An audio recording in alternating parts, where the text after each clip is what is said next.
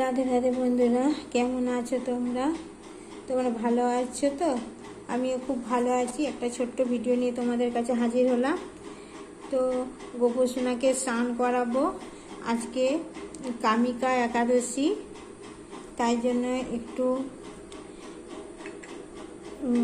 গোপীচন্দন দিয়ে স্নান করাবো। এইদিকে ভগবানের সাজের জিনিস, বাসি সব কিছু রেডি করে রেখে দিয়েছি।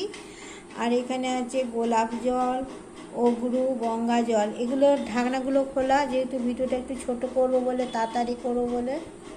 তো এগুলো মিশিয়ে নিয়ে ভগবানকে স্নানটা করিয়ে নেব। আজ কালকের পোশাক ছাড়ানো হয়ে গেছে। ঠিক আছে, তাহলে চলো স্নান করাতে প্রস্তুত হই।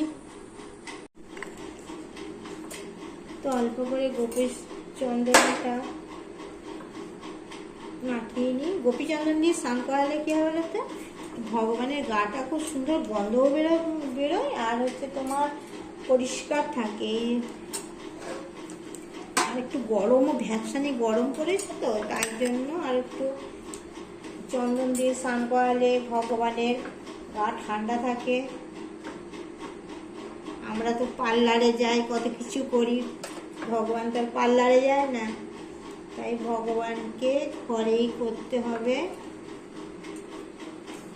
আমি আর কি মারছি, এটা এই কিছু ভেবো না, এসব কথা আবার কিছু মনে করো না। আর যদি কথা বলা কিছু ভুল হয়ে থাকে তাহলে ক্ষমা করে দিও।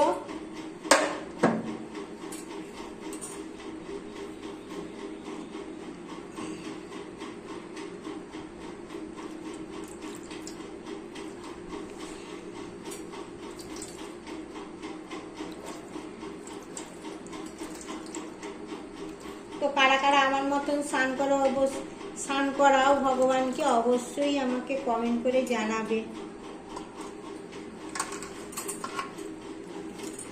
একটু বেশি করে জল দিয়ে স্নান করাতে হবে, বুঝলে? এই গায়ে চন্দন। আমার ছোট গোপাল সোনাদের সব স্নান হয়ে গেছে, সাজুগুজু করে বসে পড়েছে।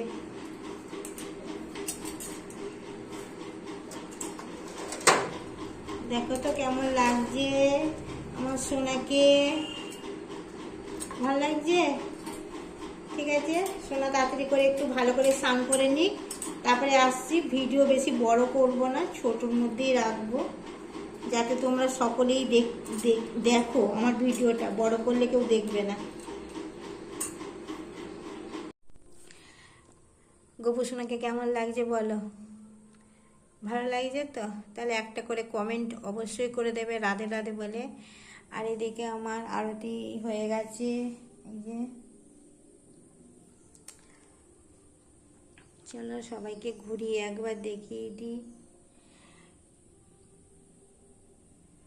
আজকে না গাছে বৃষ্টির জন্য ফুল কম ফুটেছে, কদিন ধরেই কম ফুটছে, ফুল বেশি ফুটছে না। আজকে কাঞ্চন ফুল বেশি ফোটেনি।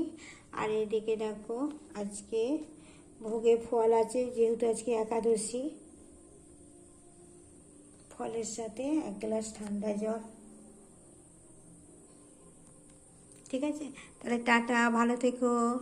সকলে কমেন্ট করবে, ভিডিও ভালো লাগলে একটা লাইক দিও।